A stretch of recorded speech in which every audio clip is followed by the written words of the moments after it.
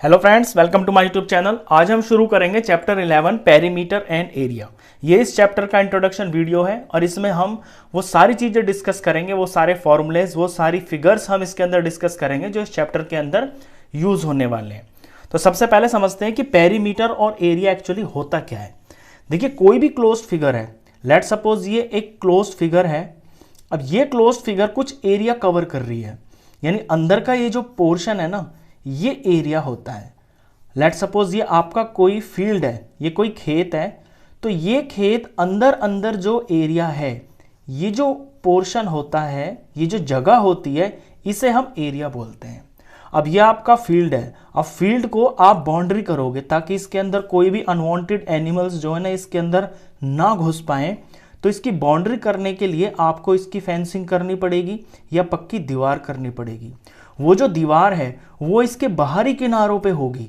Let's suppose यहां से यहां तक दीवार होगी, यहां से यहां तक होगी, यहां से यहां तक होगी और फिर यहां से यहां तक होकर ये बंद हो जाएगा पूरा का पूरा। तो ये जो बाहर की जो बाउंड्री होती है ना, इसे बोलते हैं हम पेरीमीटर। तो पेरीमीटर और एरिया के अंदर ये बेसिक सा डिफरेंस होता है। ये दोनों ही क्लोज फिगर के लिए होते हैं, बस जो अंदर की जगह होती है उसे हम एरिया बोलते हैं और जो बाहर की जो बाउंड्री होती है, साइड्स का जो सम होता है, वो पेरीमीटर होता है। इतना सिंपल सा इनके बीच के अंदर जो डिफरेंस है। अब एरिया और पेरीमीटर क्योंकि क्लोज फिगर का निकलता है, तो क्लोज फिगर्स तो बहुत सारी हो सकती हैं और बहुत सारी क्लोज फिगर्स होती हैं, लेकिन आपके सिलेबस में कुछ ही फिगर्स हैं जिनका आपको पेरीमीटर और एरिया निकालना है। तो शुरू करते हैं सबसे पहली फिगर से। सबसे पहली जो फिगर है वो है स्क्वायर। स्क्वायर आप सब जानते हैं, स्क्वायर एक 4 साइड से मिलके एक क्लोज फिगर होती है। इसकी चारों की चारों जो साइड्स होती हैं वो बराबर होती हैं। स्क्वायर की चारों साइड्स बराबर होती हैं। अब इसका हम पहले एरिया बताते हैं। देखिए, स्क्वायर का जो एरिया है वो कैसे निकलेगा, मैं प्रैक्टिकली बताता हूं आपको। लेट सपोज इस स्क्वायर को मैं इस तरह से डिवाइड कर लेता हूं। 1 2 3 4, यहां पे 4 रखा है मैंने, 1 2 और ये तीसरा और ये चौथा। यहां पे मैंने इसको ऐसे पार्टीशन कर लिया है, यानी 1 2 3 4, ये जो साइड है इसकी ये भी 4 है, 1 2 3 4 ये भी 4 है, ये सारी ही 4 ही होंगी बराबर। अब इसका एरिया निकालना है, तो इसका एरिया 4 × 4 यानी कि 16 होगा। किया क्या है मैंने, साइड को साइड से मल्टीप्लाई किया है। अब आप गिन लेना, इसके अंदर ये जो छोटे छोटे बॉक्सेस है ना, ये 16 ही होंगे। 1 2 3 4 5 6 7 8 9 10 11 12 13 14 15 16। तो स्क्वायर का एरिया का सिंपल सा फॉर्मूला बनता है, जितनी उसकी साइड होती है उसको उसी से मल्टीप्लाई कर देते हैं। यानी एरिया ऑफ स्क्वायर होगा साइड मल्टीप्लाई साइड। तो पूरी जगह पता चल जाती है कि अंदर कितनी जगह है। अब आते हैं इसके पेरीमीटर पे। पेरीमीटर यानी कि इसकी बाउंड्री। देखिए, अगर ये यहां से यहां तक 4 यूनिट है, 1 2 3 4, ये 4 के बराबर है, ये भी 4 है, ये भी 4 है, ये भी 4 है। इन चारों को आप प्लस करेंगे तो 16 आएगा। ये इत्तेफाक की बात है कि इसका एरिया और पेरीमीटर न्यूमेरिकली 16 आया है, लेकिन ये अलग भी हो सकता है। तो 4 4 4 4, अगर यहां से यहां तक ये 1 मीटर है, तो 4 मीटर तो यहां तक लंबाई चाहिए, 4 मीटर यहां, 4 मीटर यहां, 4 मीटर यहां।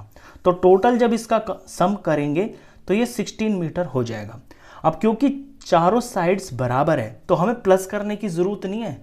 हम सिंपल क्या करेंगे, 4 मल्टीप्लाई साइड कर देंगे। यानी पेरीमीटर निकालने के लिए जो स्क्वायर की साइड दे रखी होगी उसको हम 4 से मल्टीप्लाई कर देंगे, क्योंकि 4 ही साइड होती हैं और चारों बराबर होती हैं। तो सिंपल से ये 2 फॉर्मूले होते हैं इसके अंदर। अब एक चीज यहीं पे मैं आपको बता दूं कि जो एरिया होता है वो 2 यूनिट से मिलकर बनता है। मैं अलग से एक एग्जांपल बताता हूं आपको। लेट सपोज ये स्क्वायर है, इसकी ये साइड 3 मीटर है। अब मुझे निकालना है इसका एरिया। तो एरिया होता है साइड इंटू साइड। तो मैं 3 multiply into 3 metre into 3 metre लिखूंगा इसको। तो न्यूमेरिकली तो 3 3 ये 9 हो गया। अब आगे ये जो यूनिट है ना, ये भी तो 2 बार मल्टीप्लाई हो रही है, यानी मीटर और मीटर, तो ये मीटर का स्क्वायर लिखा जाएगा। तो एरिया जब भी होगा तो आपकी यूनिट के ऊपर स्क्वायर लगेगा, क्योंकि 2 बार यूनिट मल्टीप्लाई होती है। अब पेरीमीटर देख लीजिए, इसका पेरीमीटर अगर निकालेंगे तो 4 इंटू साइड, साइड कितनी है 3 मीटर। अब यहां पे 4 तो नंबर है और ये साइड है, साइड के अंदर यूनिट लिखी हुई है, तो 4 3 जा 12 हो गया और यूनिट यहां एक ही बार है तो सिर्फ यहां मीटर लगेगा, क्योंकि जो पेरीमीटर होता है ये सिर्फ एक लेंथ होती है और लेंथ जो होती है वो 1 यूनिट में ही होती है, और एरिया जो होता है वो एक 2 डायमेंशनल होता है, तो उसमें 2 यूनिट्स मल्टीप्लाई होती हैं, तो इसलिए एरिया में हमेशा जो आंसर आएगा और जो यूनिट होगी उसका स्क्वायर जरूर होगा। यहां पे मीटर है तो मीटर का स्क्वायर, अगर यहां सेंटीमीटर होता तो सेंटीमीटर का स्क्वायर। तो एरिया और पेरीमीटर में इस बात का भी आप ध्यान रखेंगे। ये थी फर्स्ट फिगर। अब चलते हैं हम अपनी सेकंड फिगर पे। सेकंड फिगर है रेक्टेंगल। रेक्टेंगल का एरिया देखिए पहले। रेक्टेंगल का एरिया होता है लेंथ इंटू ब्रेड्थ। लेंथ वो होती है जो लंबी होती है, ये हम लेंथ बोलते हैं, और ब्रेड्थ वो होती है जो छोटी होती है। ये भी 4 साइड से मिलके बनती है। जो रेक्टेंगल होता है इसकी आमने सामने की साइड्स बराबर होती हैं, 2 लंबी होती है उन्हें लेंथ बोलते हैं, 2 छोटी होती है उन्हें ब्रेड्थ बोलते हैं। अब लेंथ इंटू ब्रेड्थ ये फॉर्मूला बना है, प्रैक्टिकली दिखा देता हूं मैं आपको। 1 2 और ये 3 और ये 4 और 5, ये मैंने इसे 5 डिवीजन कर लिया है, यहां पे ऐसे 5। और ब्रेड्थ के लिए 1 2 3 4 5 6। अब देखिए आप लेंथ देखिए 1 2 3 4 5 6 7, तो 7 यूनिट यहां पे मैंने लेंथ लिया है। और ब्रेड्थ 1 2 3 4 5, ये 5 यूनिट लिया है। अब 7 को 5 से मैं मल्टीप्लाई करूंगा, यानी लेंथ को मैं ब्रेड्थ से मल्टीप्लाई करता हूं तो 7 5 जार 35 आता है। अब आप ये बॉक्स काउंट कर लेना, ये 35 ही होंगे। तो ये रीजन होता है इसका एरिया का, ये फॉर्मूला बनने का। तो लेंथ इंटू ब्रेड्थ इसका एरिया होता है रेक्टेंगल का। अब आते हैं इसके पेरीमीटर के ऊपर। तो पेरीमीटर होता है इसकी बाउंड्री। अगर ये 7 है तो ये भी 7 होगी सामने की साइड, ये 5 है तो ये भी 5 ही होगी। मैं ओरली बताऊं, 7 7 जार हो गया है 14 और 5 और 5 हो गया है 10, तो इसका जो पेरीमीटर है वो 24 आएगा। लेकिन हम इसे इस तरह नहीं निकालेंगे क्योंकि यहां पे 2 तो है लेंथ, तो 2 लेंथ, हम लेंथ को 2 बार मल्टीप्लाई कर लेंगे, और 2 ही है इसके अंदर ब्रेड्थ, और दोनों सेम ही है ये, तो 2 हो गई है इसके अंदर ब्रेड्थ। 2 length plus 2 breadth. अब इसमें से 2 मैं कॉमन निकाल लेता हूं दोनों में से, तो यहां फर्स्ट टर्म में लेंथ बच गया, यहां प्लस और यहां पे ब्रेड्थ बच गया। तो ये फॉर्मूला बनता है इसका कि 2 ब्रैकेट के अंदर लेंथ प्लस ब्रेड्थ। इस बात का ये मतलब है कि आप लेंथ और ब्रेड्थ को एक बार प्लस कर दीजिए। यही दिखा देता हूं मैं एग्जांपल में। ये लेंथ और ब्रेड्थ है 7 और 5, इसको प्लस कर दीजिए और 2 से मल्टीप्लाई कर दीजिए, क्योंकि ये 2 बार है ना, यहां पे लेंथ ब्रेड्थ है, यहां पे लेंथ ब्रेड्थ है। तो 7 और 5 हो गया है 12 और ये 2 और ये हो गया 24। तो फॉर्मूला याद रखेंगे आप, ये मैंने बनाने का तरीका बताया, ये मत लगा देना आप ये बना कैसे है फॉर्मूला, वो मैंने आपको सिखाया है। तो ये इसके फॉर्मूले हो गए हैं 2। अब नेक्स्ट फिगर पे आते हैं। नेक्स्ट फिगर है पैरेललोग्राम। पैरेललोग्राम दिखने में आपका स्क्वायर जैसा हो सकता है अगर उसकी चारों साइड्स बराबर है, या फिर वो रेक्टेंगल की तरह भी हो सकता है कि आमने सामने की साइड्स बराबर हो। तो यहाँ पे पैरेललोग्राम के अंदर ये साइड जो है और ये साइड जो है, ये बड़ी साइड है, ये छोटी साइड है, ये चारों ना बराबर भी हो सकती हैं। पैरेललोग्राम की बस प्रॉपर्टी यही होती है कि उसके आमने सामने के एंगल बराबर होते हैं, ये और ये बराबर होगा, ये और ये बराबर होगा, और आमने सामने की साइड्स बराबर होती हैं। अब आते हैं इसके एरिया के ऊपर। पहले हम इसका एरिया बताते हैं। देखिए पैरेललोग्राम जहां टिका होता है, जैसे कि अभी ये पैरेललोग्राम है, ये जमीन पे यहां टिका हुआ है, तो ये हो गया है इसका बेस, ये बेस हो गया इसका बी फॉर बेस। और जमीन से ये कितनी हाइट पे है, और हाइट नपती है हमेशा 90 डिग्री पे, बिल्कुल स्ट्रेट 90 डिग्री पे, ये इसकी हो गई है हाइट। तो बेस और हाइट का प्रोडक्ट कर देते हैं तो पैरेललोग्राम का एरिया आ जाता है। तो सिंपल इसका फॉर्मूला बनता है बेस इंटू हाइट। अब इसकी बेस और हाइट चेंज भी हो सकती है। अगर इस पैरेललोग्राम को घुमा के मैं इस वाले पोर्शन को ज़मीन पर टिका देता हूँ तो फिर ये बेस हो जाएगा, क्योंकि ये ज़मीन में टिक जाएगा। और जितना ये ऊपर की तरफ होगा तो इसकी हाइट यहाँ पे फिर इस तरह से नापी जाएगी, यानी इस बेस लाइन से बिल्कुल 90 डिग्री पे जी जितना ऊपर की तरफ होगा वो इसकी हाइट होगी। तो बेस और हाइट इसमें बदल सकती हैं। जो ज़मीन पे टिका हो, जो ऐसे बेस ज़मीन पे टिका हो वो बेस है, और जितना वो ऊपर है वो हाइट है। तो सिंपल सा फॉर्मूला होता है पैरेललोग्राम का, बेस इंटू हाइट। अब इसके पेरीमीटर पे आते हैं। वैसे तो इसके पेरीमीटर का कोई फॉर्मूला होता नहीं है और इसके क्वेश्चंस भी आपके बहुत ही रेयर आते हैं, लेकिन सिंपली लॉजिकली अगर मैं बता दूं इसको तो क्या है, इसके अंदर ना लेंथ और ब्रेड्थ कभी नहीं बोली जाती हैं। लेंथ ब्रेड्थ रेक्टेंगल में जैसे लेंथ और ब्रेड्थ बोली जाती है वो नहीं बोली जाती है इसमें सिर्फ साइड्स बोली जाती हैं। जैसे ये हो गया है बेस, तो ये एक साइड हो गई है इसकी, और ये जो दूसरी साइड है ना छोटी वाली, ये भी इसकी साइड ही है, तो ये इसकी साइड्स हो गई हैं। ये जो साइड है एडजेसेंट साइड बोलते हैं इसको, यानी एडजेसेंट साइड का हम सम कर दें और उसको डबल कर दें। ये साइड हो गई है, ये साइड हो गई है, ये एडजेसेंट साइड्स बोली जाती है, यानी साथ वाली साइड्स। और इनका डबल इसलिए कर देंगे क्योंकि ये दो पेयर हैं, एक पेयर तो ये हो गया, एक पेयर ये हो गया। तो इसका फॉर्मूला ये हो जाएगा 2 सम ऑफ एडजेसेंट साइड्स। अब यहां पे एडजेसेंट साइड्स जो ना रेक्टेंगल में उसी तरह से हो गई हैं जैसे लेंथ और ब्रेड्थ, लेकिन हम इन्हें लेंथ ब्रेड्थ बोलते नहीं है।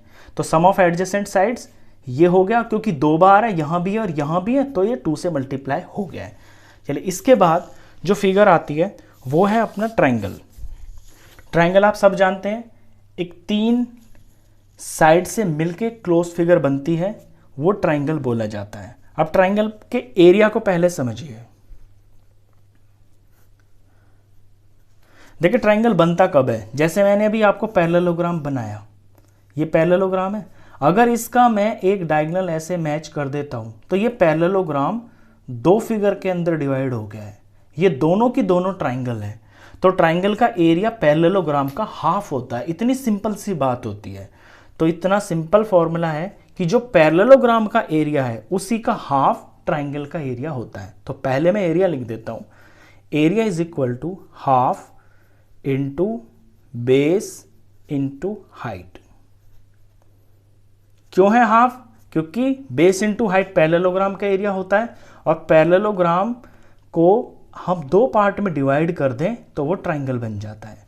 अब बेस क्या होगा? बेस वो होगा जो जमीन पे टिका होगा। इसी ट्रायंगल को देख लीजिए, यहां पे ये वाला पोर्शन आपका बेस है, और इसकी हाइट क्या होगी? हाइट वो होगी जो बिल्कुल ऊपर से 90 डिग्री पड़ेगी, वो इसकी हाइट होगी।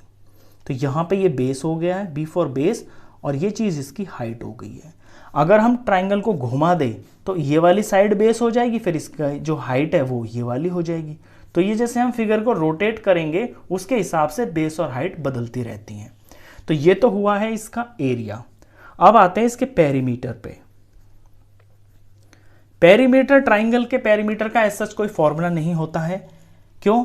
क्योंकि इसकी साइड्स जो है ना वो अलग अलग हो सकती हैं। ट्रायंगल कैसा भी हो सकता है, आपका ये ट्रायंगल हो सकता है, ये भी ट्रायंगल है, ये भी ट्रायंगल है। तो ट्रायंगल का पेरीमीटर सिंपली उसकी जो साइड्स होती है ना उनका सम होता है। तो हम यही लिखेंगे, sum of all 3 sides, sum of all 3 sides. एक रेयर केस के अंदर अगर आपका इक्विलैटरल ट्रायंगल है, इक्विलैटरल ट्रायंगल में क्या होता है कि तीनों साइड्स बराबर होती हैं, ये और ये, तो फिर हम लिख सकते हैं कि 3 इंटू साइड। उस केस में ये फॉर्मूला हो जाता है। अदरवाइज ट्रायंगल आपका कैसा भी हो सकता है, उसकी तीनों साइड का जो सम होगा वही उसका पेरीमीटर होगा। तो ये हुआ ट्रायंगल। अब चलते हैं नेक्स्ट फिगर के ऊपर। नेक्स्ट है सर्कल। सर्कल आप कंपास से बनाते हैं, सब जानते हैं। कंपास खोलते हैं, वो रेडियस होता है, सेंटर पे रखते हैं और ये सर्कल बना देते हैं। तो जितना हम कंपास पे खोलते हैं वो होता है रेडियस। अब इसमें रेडियस से अलग और कुछ होता ही नहीं है सर्कल में, तो जो फॉर्मूला बनेगा वो भी रेडियस से ही बनता है। पहले इसके एरिया पे ही आ जाते हैं। तो सर्कल का एरिया होता है पाई आर स्क्वायर। आर यहां पे रेडियस से मतलब है, आर का मतलब है रेडियस। पाई की जगह पे कहीं पे 22/7 होगा और कहीं आपको स्पेशली बोल दिया होगा कि पाई की जगह 3.14, ये यूज़ कीजिए। ये प्रूफ्ड है कि आपको पाई की जगह 22/7 या 3.14 ही लेना है। ये मैथमेटिकली प्रूव्ड है, पाई की वैल्यू है ये। तो जहां भी पाई आएगा, अगर आपसे स्पेशल कहा जाए कि पाई की जगह 3.14 लीजिए तो फिर यही लेना है, और कुछ भी ना कहा जाए क्वेश्चन के अंदर तो फिर 22/7 आप ले सकते हैं। तो यह है इसका एरिया। अब आते हैं इसके पेरीमीटर पे। तो एरिया तो होगा इसके अंदर की जगह, और पेरीमीटर यानी इसकी बाउंड्री। ये बाउंड्री इसकी गोल होती है ना, तो सर्कल के पेरीमीटर को हम एक दूसरे नाम से जानते हैं, वो होता है सरकमफ्रेंस। सरकमफ्रेंस।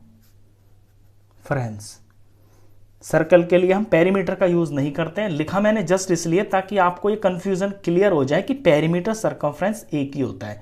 क्योंकि ये गोल होता है तो इसका नाम हम सरकमफ्रेंस रख देते हैं। अब सरकमफ्रेंस इसका निकलता है फॉर्मूला 2πr, यानी 2 और पाई लगा देंगे और जितना रेडियस होगा उससे मल्टीप्लाई कर देंगे। तो इसकी जो गोल बाउंड्री है ना, अगर मैं यहां से स्टार्ट करता हूं तो यहां से लेके यहां तक ये कितनी लंबाई होगी, ये जो बाउंड्री है ये मुझे पता चल जाएगी इस फॉर्मूले से। तो ये हुआ सर्कल। सर्कल के ये सिंपल से 2 फॉर्मूले। अब आते हैं कि ये जितनी भी फिगर्स आपने करी हैं, जितने भी फॉर्मूलेज आपने सीखे हैं, इनके डायरेक्ट क्वेश्चन तो आएंगे ही आएंगे, लेकिन इनकी जो एप्लीकेशन है, इनका जो यूज है रियल लाइफ के अंदर भी, उससे रिलेटेड भी आपके क्वेश्चंस आएंगे। एक सिंपल सा एग्जांपल बताता हूं मैं आपको। लेट सपोज ये कोई आपका रेक्टेंगुलर प्लॉट है। इस प्लॉट के अंदर यहां पे एक स्विमिंग पूल है और ये स्विमिंग पूल सर्कल है, ये है स्विमिंग पूल। अब इतना पोर्शन तो ये स्विमिंग पूल का है, और बाकी जितना भी प्लॉट है ना, उस सारे प्लॉट के अंदर ग्रास लगी हुई है। अब आपसे पूछ लेगा कि ग्रास का एरिया बताइए, तो क्या करेंगे, पूरा जो प्लॉट है, पूरे प्लॉट के अंदर से ये जो स्विमिंग पूल है इसका एरिया माइनस कर देंगे तो ग्रास का एरिया पता चल जाएगा। तो इस तरह की जो एप्लीकेशंस है, जो रियल लाइफ में जो यूज होंगी, उस तरह के क्वेश्चंस भी आपके इसके अंदर आएंगे। एक एग्जांपल और बता देता हूं। लेट सपोज ये एक स्क्वायर है और इस स्क्वायर के अंदर यहां पे एक ऐसे ट्राइंगल शेप है, ये वाला, ये जितना मैं ब्लू पार्ट कर रहा हूं, ये वाला। इस ट्रायंगुलर पार्ट के अंदर पार्क लगा हुआ है, इतने पार्ट के अंदर, और बाकी का पोर्शन खाली है। बाकी का पोर्शन पूरी तरह से खाली है। तो आपसे ये पूछ लेगा कि खाली का एरिया बताइए। अब देखिए जो खाली है, ये जो शेप है, ये कोई शेप आपको समझ तो आ नहीं रही है, तो इसका एरिया कैसे निकालेंगे। लेकिन जो शेप्स आपको समझ में आ रही है उनका यूज कर सकते हैं आप। यहां पे पूरा का पूरा ये क्या है, स्क्वायर। स्क्वायर में से, पूरे में से आप ये ट्राइंगल माइनस कर दीजिए। स्क्वायर में से ट्राइंगल माइनस करेंगे तो जो जगह खाली पड़ी हुई है उसका एरिया आ जाएगा। इतना सिंपल सी बात है।